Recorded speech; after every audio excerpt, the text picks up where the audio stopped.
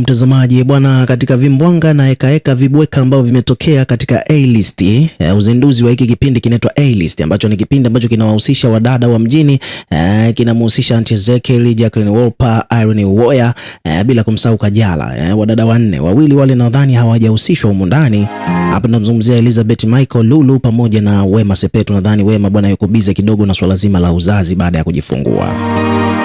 Sasa hivi bwana, wamebakia hao wanne, wamekuja na kipindi kinaitwa A-list, kimezinduliwa jana, lakini kuna vitu vingi sana vimemeke headline huko mitandaoni kutokana na uzinduzi huo.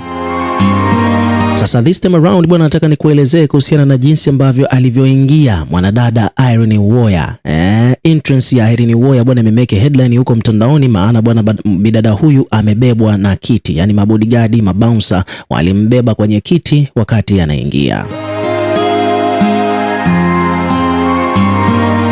Sasa hiyo entrance bwana imemeki headline huko mtandaoni, sio kawaida. Wadau mbalimbali bwana wamekuja kuizungumzia jinsi ambavyo Irene Uwoya alivyoingia kibabe. Nataka hapa nikusomee baadhi ya comment ambazo zimejitokeza na jinsi ambavyo baadhi ya pages zimeripoti. Kwa mfano hapa kuna page imeandika kwamba bwana Queen, siku hizi Irene Uwoya bwana anajiita Queen au vipi bwana?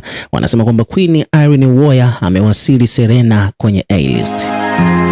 Wanakuambia kwamba kwa sasa A-list imekamilika bwana baada ya kuwasili kwa Irene Uwoya.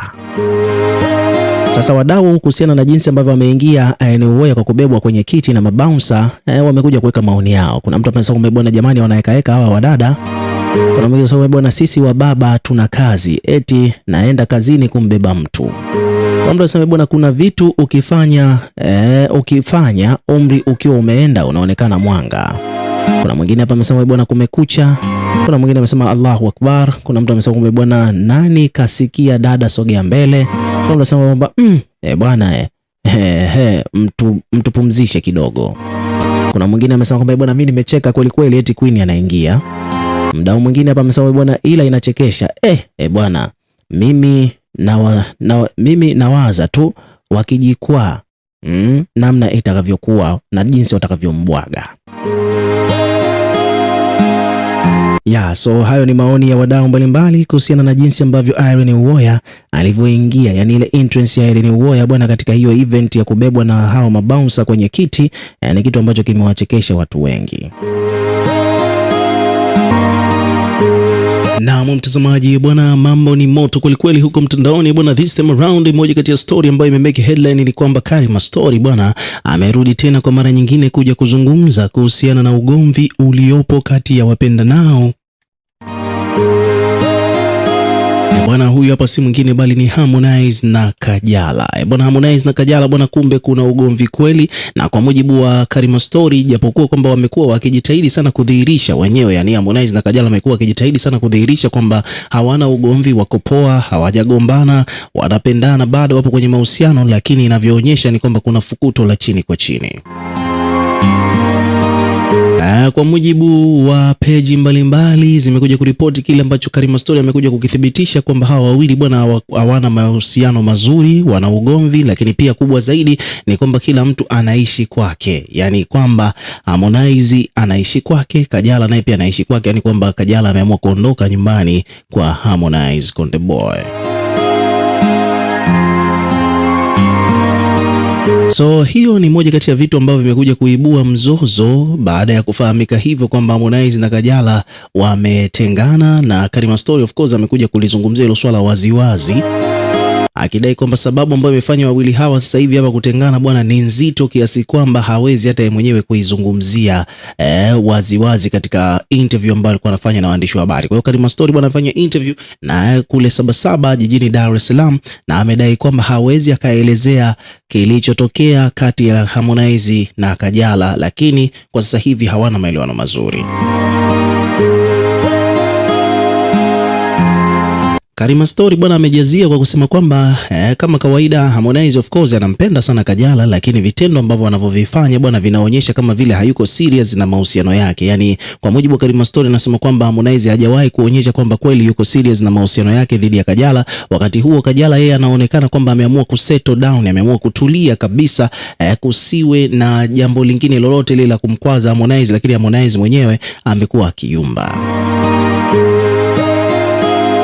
Hivyo basi Karima Story bwana amedai kwamba sasa hivi Harmonize anajitahidi sana tena kurudi katika kurudisha mapenzi yake yeye na Kajala, kwani ameonekana hivi karibuni bwana akiwa amempeleka mjukuu. Yaani hivi karibuni bwana ni kwamba Harmonize ameonekana yeye akiwa yuko na Amara, mtoto wa Mario na Paula, ameamua kumpeleka shopping, lakini still bado upendo wa Kajala haujarudi kwake, wamegombana. Kari akaulizwa kwamba bwana, inasemekana kwamba kuna message, ni hilo kwamba Kajala amefumania message za Harmonize na wanawake wengine au kuna lingine? Kwa mujibu wa Karima Story anadai kwamba kuna jingine kabisa na ni zito kweli kweli. Kajala kuvumilia kidogo imekuwa mtihani kwake.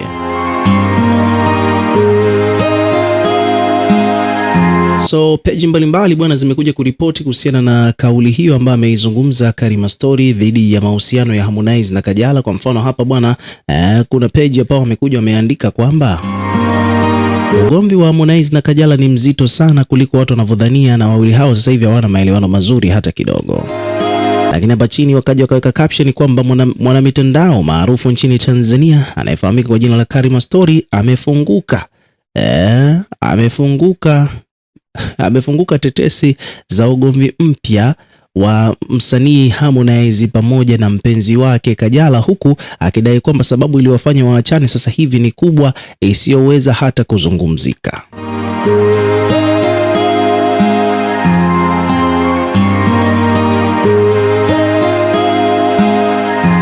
Lakini pia peji nyingine hapa wamekuja wameandika kwamba bwana, Harmonize na Kajala safari hii kurudiana kwa kweli imeshindikana kabisa, mambo ni mazito. Huyo ni Karima Story mwenyewe, baada ya kufanya interview ameenda kuandika hiyo caption.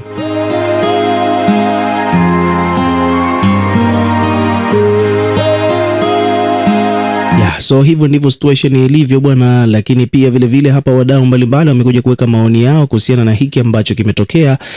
Bwana, nataka hapa nikusomee baadhi ya comment ambazo tumekutana nazo.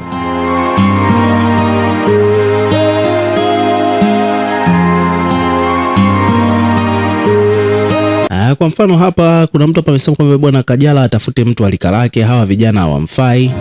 Kuna mwingine ameandika kwamba bwana, waachane tu maana tumeshawachoka, tunaipenda hiyo kapo yao ila tumewachoka kila siku kuachana kurudiana, kuachana kurudiana, wakiachana kila mtu achukue 50 zake.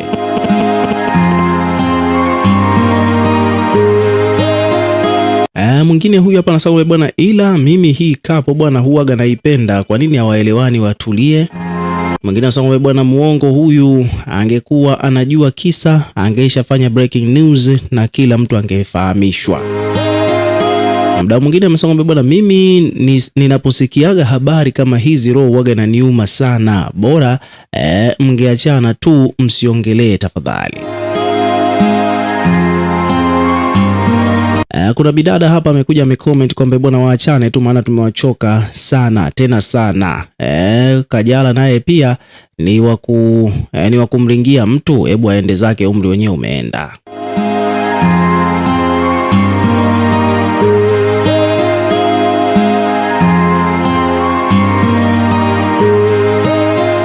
So baada ya hayo yote bwana, jambo lingine ambalo tumekutana nalo huko mitandaoni ni kwamba kuna hii voice ambayo Karima Story alishawahi kulizungumzia swala hili kwenye live yake huko TikTok, akiwa anaeleza pia vile kwamba Harmonize na Kajala bwana, mahusiano yao yapo rehani.